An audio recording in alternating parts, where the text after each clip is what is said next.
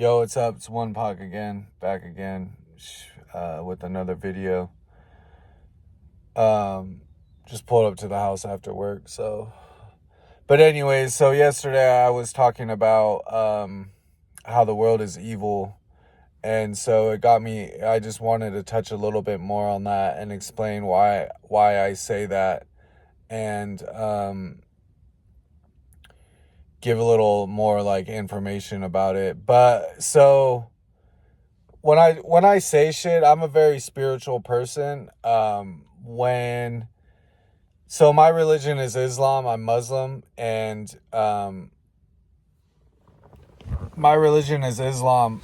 Like I said, I was converted to Islam by Malcolm X after I finished reading the autobiography of Malcolm X.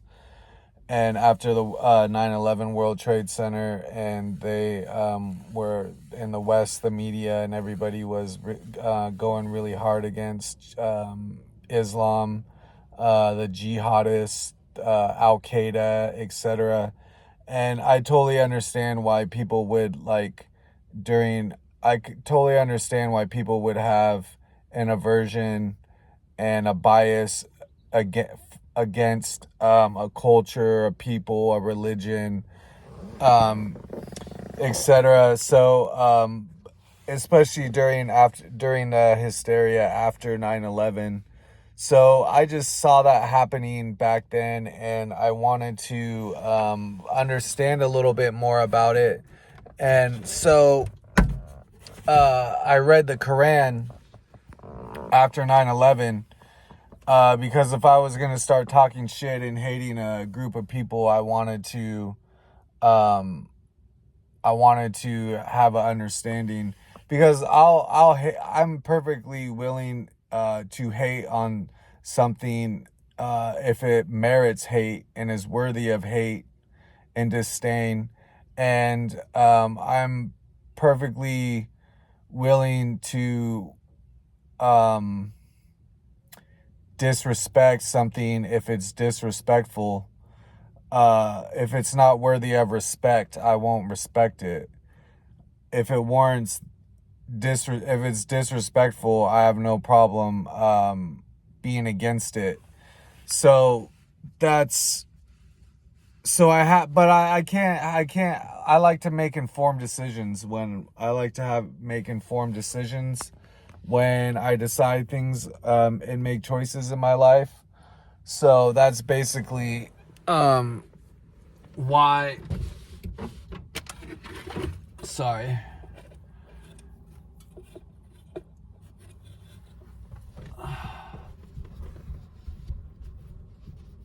I'm trying to block the sun out really quick. Sorry, hold on.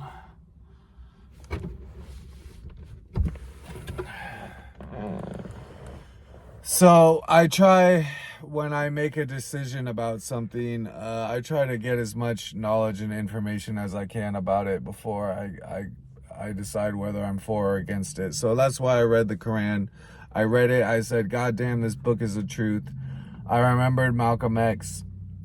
And so that's how I became converted to Islam. And that book is the truth. Like I said, if you haven't read the Quran and you come around me talking shit about Islam, I'll call you fucking ignorant, straight up. But with that being said, they say in Islam that a good Muslim is a good Christian. So I've read the Bible. I've studied the scriptures. My mentor is a really strong, has very strong Christian beliefs, taught me so much about life, taught me things about life and God, and given me an understanding of things, broke the scriptures down for me many times. I've read the Bible. I've read the Quran many times. I have looked into Eastern thought and philosophy and cultures like Taoism, Buddhism. I've looked into psychology, science, esoteric knowledge, occult knowledge, mysticism, metaphysics. Like, that's what I do. I always am studying things and trying to learn as much as I can, connecting the dots, and and trying to put the pieces of the puzzle together. Yo, they don't want us to do that. They want us fucking dumb and stupid and ignorant and very fucking shallow. And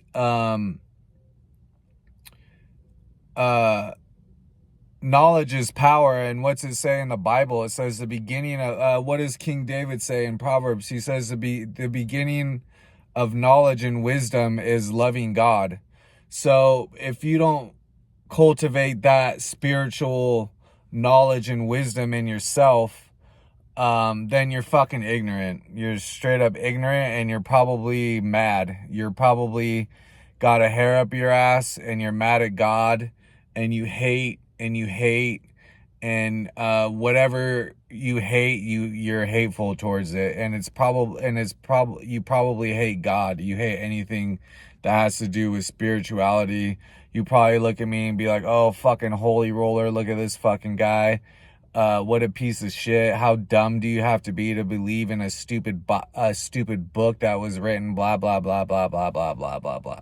So anyways, I don't give a fuck what anybody says about that when it comes to me. I'm versed and I know what I know. And like I said, went through great pain and suffering to figure out and be taught and put myself in a position to where, number one, I could learn these things, and number two, I could understand them.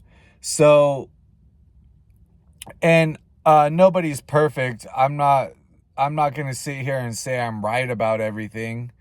I could be wrong. I could be wrong about a lot of things. I'm willing to admit when I'm wrong. There's that book Charles Barkley wrote that I'll never forget. I never read the book, but the title is called I Might Be Wrong, But I Doubt It. So that's basically, I might be wrong, but I doubt it. But if I am, I'll promptly admit it. My mentor, he taught me, he said, if you're wrong and proven wrong, then you come back and start all over again. And then if you're wrong, admit it, get back up, and start all over again. He didn't say start where you left off. He said start all over again. My mentor taught me that. I live by that. So I'm not sitting here saying I'm right about everything, but I could be. And if I am, I'm not surprised. But anyways, the title of the video is where did civilization come from and where are we going? So it's all why I say that about religion in the scriptures and what I know is because everything the Bible stands for basic instructions before leaving earth. And so a lot of what I base my knowledge on is spiritually based. So when you say, where does civilization come from? Because when God made us, we were naked in a garden and we could talk to the animals. We could talk to God. There was no buildings. There was no straight lines. We were naked. And that's how God made us. So then you look around in 2025 where we're at and you see civilization. There's all the systems that we've set up, the political system, the educational system, the scientific system, technological systems. All these things have been set up and put in place, and it's like these are the things that are fucking the world up. So where do they come from? When God made us naked in a garden with him, where did all this shit come from? So basically in Eden, there's a thing called, and my mentor also taught me this, there's the serpent seed doctrine. And that's the idea that the fall of man in the Garden of Eden wasn't from Eve eating fruit. The fall of man was sexual in nature. Number one, Eve she committed adultery because so it's that Eve had sex with the serpent in the Garden of Eden, and she had Cain. The serpent got her pregnant and had Cain from that, and then Adam and Eve got pregnant and had Abel. So Cain and Abel are half brothers. The father of Cain being the serpent. The fall of man was sexual. Not only that, Eve committed adultery against her husband because Adam and Eve were married, and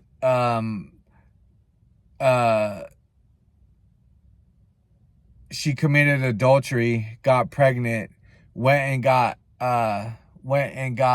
her husband Adam and said, "Yo, come eat from this."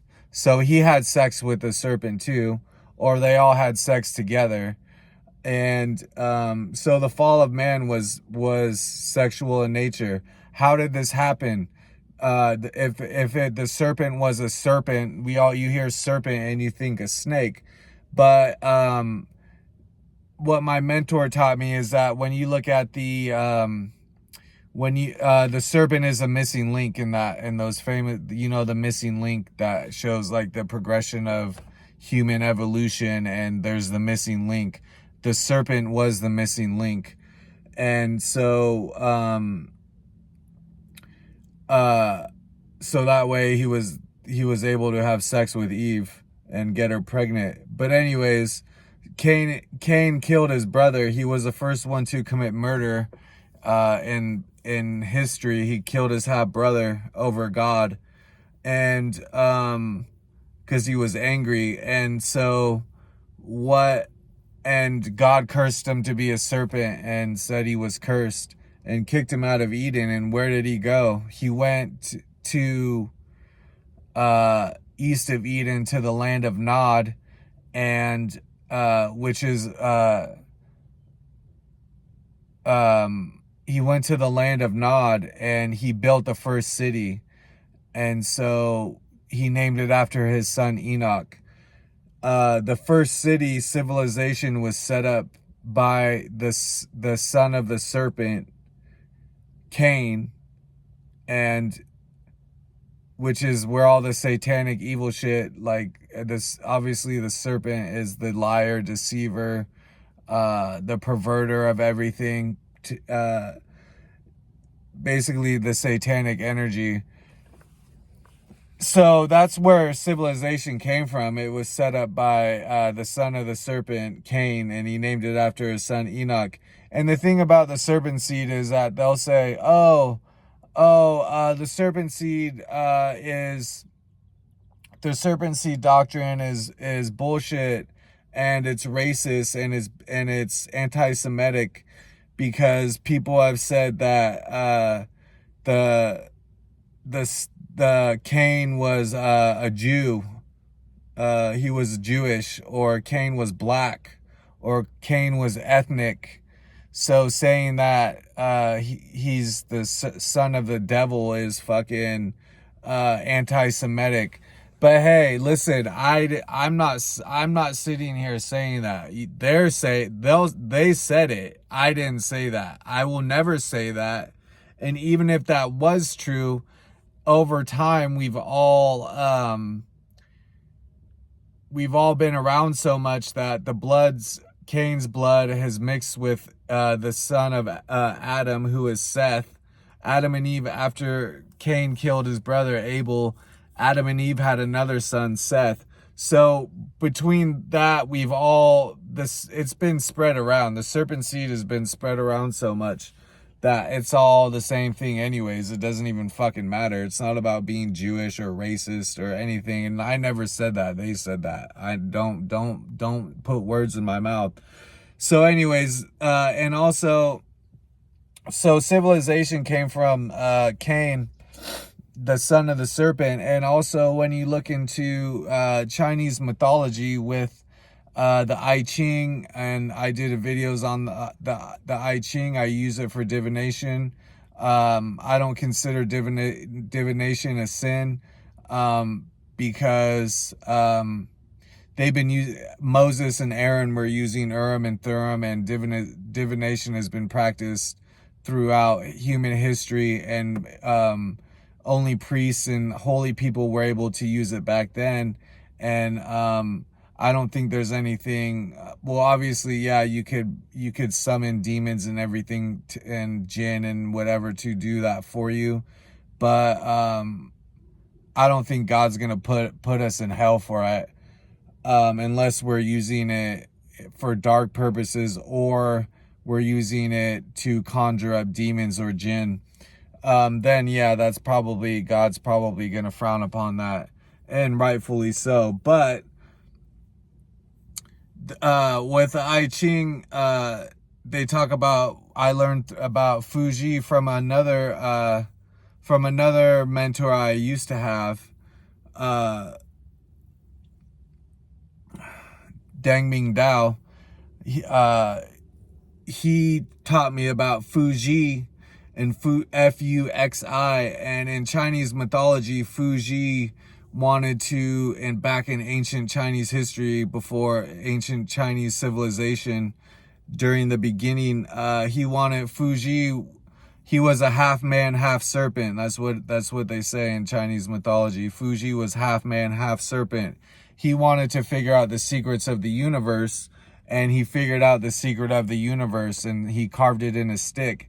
And what he carved in the stick was the yin and yang symbol, the dot and the line, or the 1 and the 0, which is basically the binary number system that we use to program computers with and base our technology off of. So he discovered that. He was a half man, half serpent. So even our technology, because they've studied the 64 hexagrams of the I Ching, which is made up of yin and yang lines, and they've discovered that the sequence of the patterns of the yin and yang on and off lines are sequential to 1 through 64 in the binary number system. So Fuji, they knew all this back then, 2,000 years ago, or more than 2,000 years ago. This is before the flood even. This is before the Great Flood and in the Bible. So even before the flood, they knew about the binary number system, technology, etc. So anyways, so not only in the scriptures do you have the serpent, in Chinese philosophy and Chinese mythology, Fuji was the half man, half serpent. People say he was Enoch in the Bible, which is the son of Cain. But Fuji not only discovered yin and yang, but he taught the Chinese people agriculture, fishing, fire, how to erect buildings, etc. And he gave them the foundation. He gave the Chinese people the foundations for building a society and civilization. And so it's not only scriptural, but it's also, I mean, there's 2 different places in the world with the same figures, both alluding to serpents, both building cities and teaching civilization.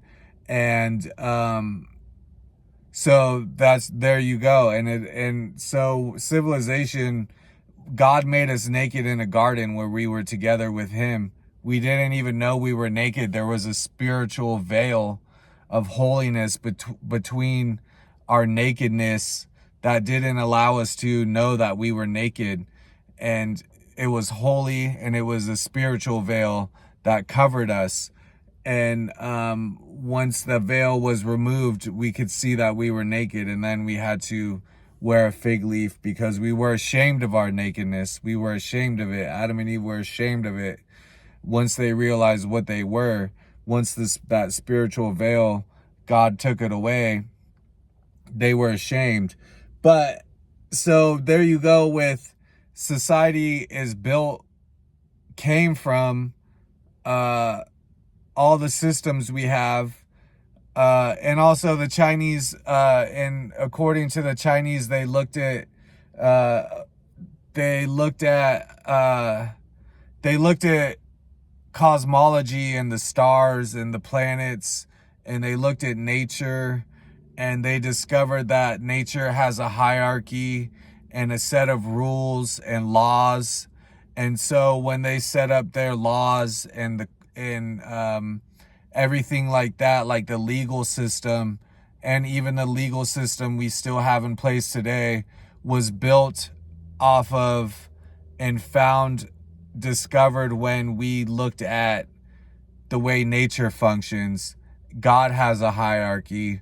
So we modeled our own legal system, our own laws, our monarchies, our hierarchies. We modeled it off of heaven, according to the Chinese. So everything was built by Fuji or Cain, which was they're the same family. So when I say society is evil and corrupt, I mean, yeah, that's why I say that. You follow it all the way back then, and there it is right there. Whether you believe it or not, whether you disregard that all as fables and not true, and you are angry at God and you think it's all fucking bullshit, that doesn't change the fact that it's true. So, and look at the world, it's just progressively gotten worse. All the yeah, just everything was set up by that. God never intended any of this. Why doesn't God intervene? You people say, why doesn't God do something? My homie was like, I was talking to my homie, and I told him how I believed in God and shit, and he was like, well, why didn't God stop the Nazis? I'm like, bro, that's between them and God. I can't speak on that. I can only speak on my relationship with God, and that's between me and God. What God does with the Nazis and why he allows things to happen, that's between him and Hitler, and him and the people that he sinned against, and him and those people. That has nothing to do with me. It has nothing to do with me. It literally has nothing to do with me. So that's between them and God. Why didn't he stop it? Because number one, it's like God everything's already happened. Where God is, he's infinite. Everything has already happened. He knows everything that happened, because where he is, it's already happened. It has to play out. It has to play out on a linear timeline until it's done. And then that's it. But where God is, everything is already taken place. In space and heaven, space is a vacuum. The Chinese will refer to it as heaven. Anything up there, in space is a vacuum. There's no time, there's no space, there's no direction, there's no it's just a vacuum of nothingness. Time doesn't exist in space. So you can't orientate yourself in space. So where there's no time, then everything's already happened in heaven. So there's that. Number two, it says it says in the scriptures, one day to God is 1,000 years in our time. So between the time Jesus came and now, it's only been 2 days to God. It's been 2,000 years to us, but to God, it's only been 2 days. Imagine your life in 2 days, everything that happens, and how short of a time that is. To God, it's only been 2 days. Before the flood and everything like that was only like 3,000 BC. So it's only been like 3 or 4 days to God. What, you're just gonna fold it up? You're just gonna pack it up after fucking 3 days? I doubt it. You're just gonna live your life for 3 days and be like, oh, it ain't working out, pack it up. No, that's not how it works. That's not how God works. Also, when you look at like in movies and shit, when you look at like giant, like Godzilla, he's a giant creature. He moves slow. Big bodies in motion move very slowly, right? It's proven, like, just it's proven. Science proves that. So we're like, and little things move fast. Like, you ever see like ants? You ever see a little ants on the ground and they move hella fast? Little insects like move around hella fast. To them, we're like, how do you think a fly dodges you? Because even in the movies, it's like when it shows somebody like swinging at a fly, it's like, man, hella slow, you know? Big bodies tend to move slower relative to their size. So that's why. That's why, like, you're asking me, I don't know, ask God. Why you ask, like, don't ask me, ask God. But there you go. That's my explanation for things. That's why society's evil, and that's why God hasn't packed it up in 3 days yet. 2 days. You know what I'm saying? You're just gonna pack everything up in 2 days and be like, well, I fucking tried. No one's gonna do that. You keep trying. You keep trying. You let things play out, and you hope for the best. So why would we expect anything less out of God? So that's my explanation of why the world is evil and corrupt, because of the source of civilization, where it came from. And the answer to the question is, where is it going? I believe that's yet to be determined. If I had to make an educated guess based off of pattern recognition and just observing everything and seeing things play out in real time, I'd say we're fucked.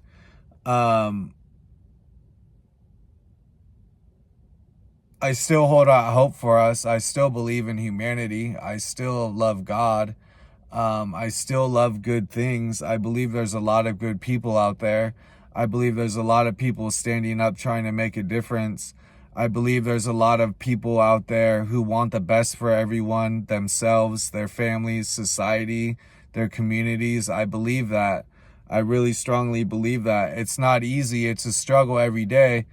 And there's a lot of temptation,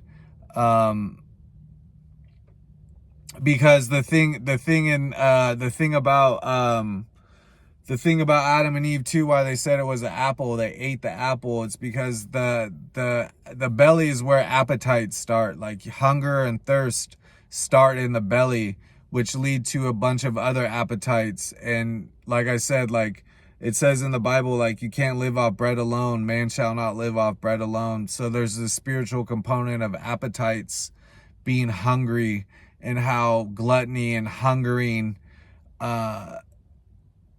leads to unhealthy choices and unhealthy things that will really truly won't benefit us. It says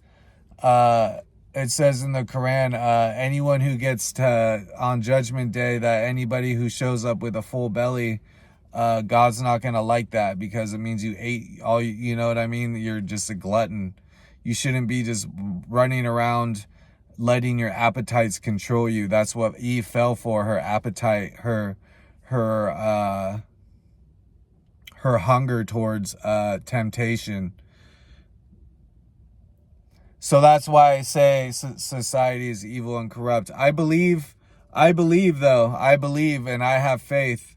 And that's basically it. I have a lot of faith in us. I believe we don't give ourselves enough credit. I believe we've been broken down over time to, we've been pacified. Number one, we're pacified every day. We've been broken down to believe that we're weak. We've been broken down to believe that God and spirituality and those things don't exist. We've been brainwashed by this by the systems that have been set up in place in society and civilization, particularly the scientific one, but the scientific systems. But if you really look into it, science proves God. Psychology, they took away our theology and gave us psychology. But they even asked Carl Jung, who is basically one of the fathers of modern psychology and psychoanalysis, etc. They asked him if he believed in God, and he said, I don't believe, I know there's a God. And that's coming from Jung. And so they've broken us down over time and severed us from ourselves, from God, from each other. And that's the only way any of this could be happening right now. They pacify us. They exploit our appetites. So that's why I say that. Anyways, but I still believe, and God bless you. Pray for me. I'm gonna pray for you. Keep being a soldier. I believe in you. If you're on drugs and alcohol and you want to quit, anything I can do to help, hit me up. I just really want what's best for all of us. And you know, I've had enough. It's time we stand up. It's time that we stand up and stand on our own and recognize who we are and where we came from. And we have to decide where we want our future to go and who is going to decide it. And if what they're trying to decide isn't in our best interest and is evil, then we have to do everything within our power to stop it. And I believe it can be done. We have to think about the children. We have to think about future generations. We have to think about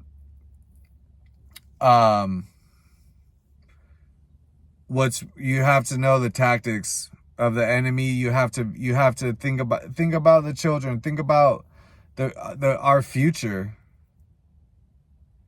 We're only here. We have no sense of purpose. They took away our sense of purpose, our cause. We didn't come here to just sit on our ass and fucking play video games and fuck and eat and spend money and make money and stunt and chase clout. We came here for a mission. We have a mission. They took our purpose away, which is why we're so fucking depressed and everybody's all fucked up. We have no purpose. We have no sense of duty, obligation, or honor or morality towards anything, not even ourselves. We hate ourselves. It's fucked up what's going on. It's fucked up what's going on. There's fucking wars everywhere. Economic war, tariff wars, wars in the Middle East, wars in fucking Europe, wars against our mind, wars against everything, our spirituality, every day, every fucking day. I'm just trying to say something about it and bring it to attention. You call me whatever the fuck you want. You call me stupid, ignorant, dumb, holy roller, fucking whatever the fuck. I don't really care. I don't care. I'm not backing down. I'm not backing down from shit. But anyways, I wish you the best. Mad respect. If you're doing some bullshit out there, disrespecting everything, being disrespectful, fuck you. If you're out there doing your best, changing, trying to learn more, trying to get closer to God, I respect that. I have a lot of respect for that. It's not easy. Work on your fitnesses. Like I said, pray for me. I'll pray for you. And if you see me, yo, holler at me. If you see me, holler at me. If you're one of the 4 people who see this video, dude, please holler at me, dude. Tell me what's good, dude. Anyways, I'm out.